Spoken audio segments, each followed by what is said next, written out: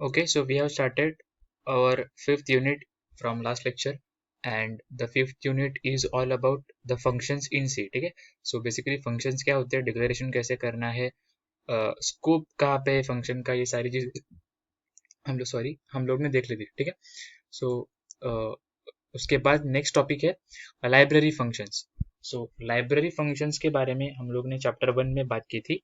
What are the library functions and what are the rules, what are the important role library functions plays in each and every C program.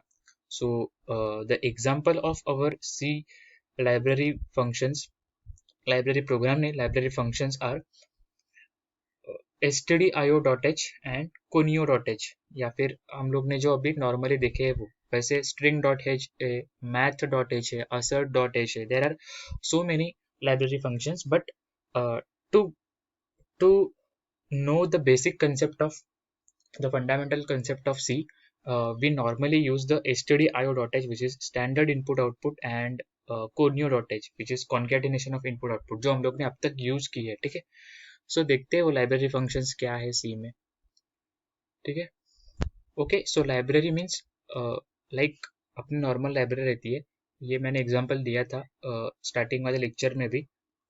Like engineering, in the engineering library college, in the engineering college there is one library, and in that library you can see the all the books related to engineering. Okay, similarly if you go to the medical library, then you found the books of medical related books, all the kinds of books. And if you visit the public library, then you can found the novels, historical books, and there are a lot of books. There are a lot of means history, drama, ये जितने भी genres है वो genres पे आप लोग को books दिखने वाले हैं. ठीक है, सो लाइब्रेरी मीन्स क्या कि अभी ये लाइब्रेरी फंक्शन जो अभी मैंने एग्जांपल दिया, so the library functions do the same task. Means if we declare one library functions, so those library tells about the users that you can perform the standard input output operation in your program. Okay, if I am writing math.h, so you can, so this particular library functions tells users that you can perform the mathematical operation in your C program. So the library is all about what are the application, what are the features you are going to use, and that features, that bunch of features, that bunch of activities are referred in those library function. Okay, so you can access any function, any variable, any keyword, any, what we can say, pointers in your program with respect to this library function. So I hope you get the idea library functions क्या होती है. ठीक है, so C standard library function और simply C library functions are built in inbuilt functions in C programming. ठीक है, so वो क्या है, library functions क्या है, by default functions या फिर inbuilt functions हम लोग बोल सकते हैं. ठीक है, so the prototype and data definition of these functions are present in their respective header files. ठीक है, और ये library functions है वो उसके रिस्पेक्टिव हेडर फाइल्स में हम लोग लिखने वाले. जैसे कि ये हैश इंक्लूड क्या है, हैश मैक्रो है, इंक्लूड प्री प्रोसेसर है, and this bunch of macro preprocessor and header files is all about, sorry, library functions is all about our header files. So वो वहाँ पे स्टोर होने वाले, ये ऐसे सेंटेंस बता रहा है. To use these functions we need to include the header file using this preprocessor in our program. For example, if you want to use the printf function, अभी ये standard input output क्या है, standard input output मतलब हम लोग input, we can get the input and we display the output, means we can get the input through keyboard and we display the output using monitor. So यही चीज हम लोग कर रहे हैं अपने प्रोग्राम में यूजिंग printf and scanf. ठीक है, so if I want to use the printf function, the header file is standard input output function .h. .h मतलब उसका हेडर फाइल का एक्सटेंशन है, शुड बी इंक्लूडेड. ठीक है, so if you try to use the printf function without including the stdio.h, अगर ये मैंने नहीं लिखा, हाँ, और मैं डायरेक्टली ये एक्सेस कर रहा हूँ, so you will get an error obvious. ठीक है, then the next is advantages of C library functions. First है they work, means obviously if we mention those library functions in our program, so as per his structure, as per his requirements, they will work. Okay, one of the most important reasons you should use library function is simply because they work. obvious है कि वो work हो रहे इसलिए हम लोग उसे use कर रहे. Then the second is the functions are optimized for performance. So since the functions are standard library functions, stdio ऐसे हम लोग बोल रहे हैं, so a dedicated group of developers constantly make them better. मतलब बहुत सारे developers background में बैठे हैं, those made the changes inside this library functions and make them better from their previous versions. ठीक है?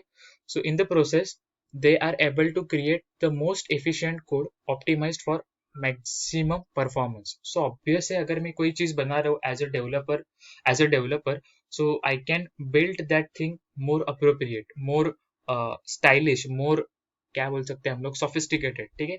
So वही उन लोग का गोल रहता है. So the functions are optimized for performance. उसके अंदर जो भी functions हम यूज करने वाले, those functions. Then the third is it saves considerable development time. So using the library functions, we can save over a lot of time. Means we simply put the library function string.h and we can access all the functions related या फिर inside the bunch of this, inside the package of this string.h. जैसे कि string copy है strcpy. If I want to find the lint, so you can I can use the stralien function to find out the link. But if and only if I am declaring the string.h file at the header of the at the top of the program. Get it?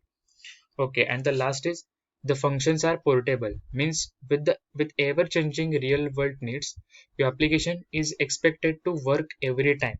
मतलब ऐसा नहीं है कि 2012 में चल रहा था application आणि आता 2021 ला एप्लीकेशन वर्क होत नाही आहे because my functions are dull, because my functions are poor. Okay, this is not the issue, this is not the argument, this is not the excuse to throw while we as a developer to customer. So these library functions help you in that they do the same thing on every computer. Means not necessary you are running, matlab yes, there is some limitations while we are changing our operating system scenario, but those are portable. मतलब ऐसा नहीं है कि Windows के 9 में XP में चल रहा था अभी 10 में इश्यू आ रहा है इतना बहुत, क्योंकि XP के बाद 7 आया, 8 आया और 10 आया. सो 3-4 वर्जन पे वो इतना अफेक्ट नहीं करने वाला है because of this functions. Clear? Okay. So see here एक एग्जांपल दिया हम लोग ने. Suppose the problem statement is you want to find the square root of number. Okay, you want to find the square root of number. जैसे कि 81 का square root है 9. ये आपको find out करना है through C program. So to compute the square root of a number, you can use the sqrt. Okay, this sqrt library function.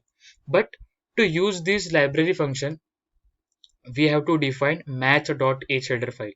समझ में आ रहा है? क्योंकि ये sqrt stdio में इनबिल्ट नहीं है. stdio क्या बोल रहा है? सिर्फ इनपुट लो, आउटपुट प्रिंट करो. ठीक है?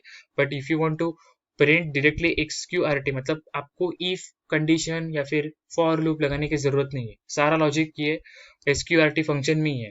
If you simply put this sqrt and inside this function body, you can pass the argument that number, means you want to find out the square root of this number.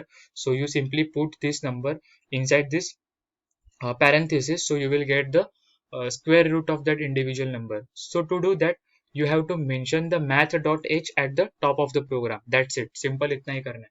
So after the declaration of stdio.h, I am here adding one new header file named as math.h, and math.h is all about the mathematical operations. जैसे कि ये square root है, ऐसे बहुत सारे और application नहीं, ऐसे बहुत सारे और functions वो provide कर रहे हैं square root की तरह.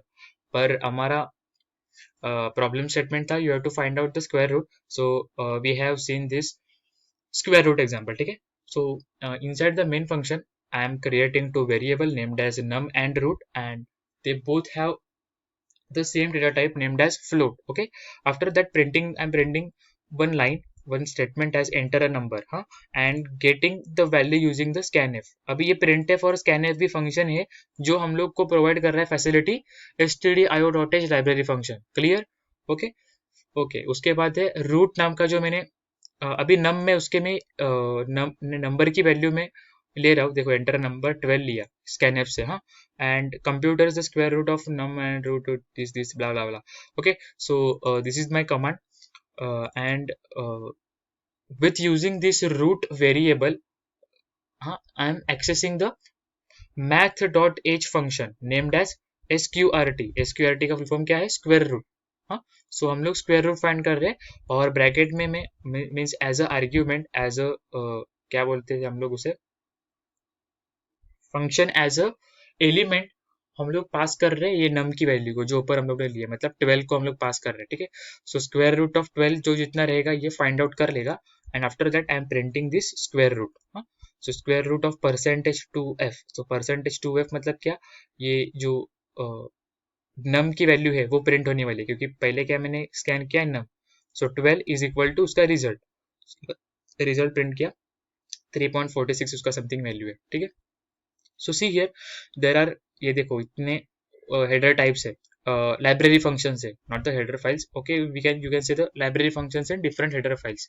सो ये हेडर फाइल्स है और उसके लाइब्रेरी फंक्शंस है, देखो असर्ट है और प्रोग्राम असर्शंस, ए सी टाइप है कैरेक्टर टाइप के लिए, लोकल है, मैथ जो अभी हम लोग ने देखा, सेट जे एम पी एच है, सिग्नल है, S T S T D A R G मतलब स्टैंडर्ड आर्ग्यूमेंट्स के लिए आई गेस रहेगा, ये एस टी डी आई ओ जो हम लोग नॉर्मल तौर पे यूज करते हैं, ये लाइब्रेरी फंक्शन के लिए एल आई बी है, उसके बाद स्ट्रिंग डॉट है और टाइम डॉट एच है, ठीक है। So in our syllabus there is a math function, string handling function and other miscellaneous functions, so हम लोग स्ट्रिंग और मैथ देख लेते हैं क्या क्या है वो, ठीक है। So first is our math, देख लेते हैं पहले क्या है, math dot H in C. Okay, so see here, those are the functions which have used in math.h. Okay, so आप लोग इतने सारे functions use कर सकते हो, you have to simply write the math hash include math.h at the top of the your C program, ठीक है, that's it. And after mentioning this math.h you can use this different functions. So देखते हैं क्या क्या करते हैं वो function। पहला है a cos, हाँ, c a cos, ये सी नहीं लिखा तो भी चलेगा, सी मतलब वो सी में यूज हो रहा है इसलिए उन्होंने सी लिखा है, a cos function. So it will return the computers are arc cosine value, हाँ, आर्क कोसाइन मतलब वो राउंड फिगर वाली कोसाइन वैल्यू से जनरेट करने वाला है, ठीक है। उसके बाद ये क्या करेगा, आर्क हाइपरबोलिक कोसाइन, हाँ, ये हाइपरबोलिक कोसाइन कुछ तो रहेगा। अभी नॉर्मल अपने स्कूल या फिर कॉलेज के लिए ये सारे फंक्शंस यूज नहीं होते, but simply you have to focus on the thing कि आप लोग इतने सारे फंक्शंस यूज कर सकते हैं, इसके बारे में हम लोग प्रोग्राम भी देखेंगे। First we have to go through the list of available functions in math dot h, ठीक है। उसके बाद ये साइन के लिए है, साइन हाइपरबोलिक साइन, उसके बाद ये टैन के लिए है, हाँ, टैन टू के लिए, टैन एज हाइपरबोलिक टेंजेंट के लिए, उसके बाद बी आर टी क्या है, so C B R T, so ये क्या करेगा, cube root of a number, cube root मतलब जैसे कि 2 रेस टू 3, 2 रेस टू 3 कितना है, 2 इंटू 2 इंटू 2, 2 2 जा 4, 4 2 जा 8, ठीक है। सो 8 का सीबीआरटी कितना आएगा, 2, ठीक है। So that is the cube root of number. उसके बाद ये है सील वैल्यू, ओके, सील मतलब जो नियरेस्ट इंटीजर रहेगा ना, सपोज कि मैंने डिक्लेयर कर दिया 10.5, सो 10.5 की नियरेस्ट लोवेस्ट वैल्यू कौन सी है, 10, हाँ, सो वो 10 डिक्लेयर कर देगा, राउंड फिगर जनरेट करके वो जो नियरेस्ट आर्ग्यूमेंट है वो डिस्प्ले कर रिटर्न करने वाला है सील से। और फ्लोअर से क्या होगा, फ्लोअर से यहाँ पे देखो फ्लोअर है, फ्लोअर से क्या होगा, हाईएस्ट वैल्यू मतलब 10.6 मैंने किया तो वो 11 जनरेट करेगा और सील में 10 जनरेट करेगा, ठीक है। उसके बाद ये कॉस है, ये हाइपरबोलिक कोसाइन है, एक्सपोनेंशियल है, फ्लोअर देखा हम लोग ने, लॉगरिथमिक है, पावर ऑफ अ नंबर के, साइन है, साइन एच है, स्क्वायर रूट अब भी देखा हम लोग ने, टैन है और टैन एच है। So there are lot of functions और ये सारे के सारे यूज नहीं होने वाले, मतलब एक्चुअल प्रोग्राम में एक्चुअल इंडस्ट्री में भी ये सारे के सारे यूज नहीं होते, you have to focus the few of them, और हम लोग ने जो इम्पोर्टेंट है उसके बारे में बात कर ली। On the next lecture we are going to see one proper program of this math dot H, और उसके बाद स्ट्रिंग के भी, मतलब स्ट्रिंग डॉट एच भी एक लाइब्रेरी फंक्शन है, सो उसके कौन कौन से फंक्शंस है और उसके बारे में एक प्रोग्राम भी हम लोग नेक्स्ट लेक्चर में देखेंगे, ठीक है। Thank you.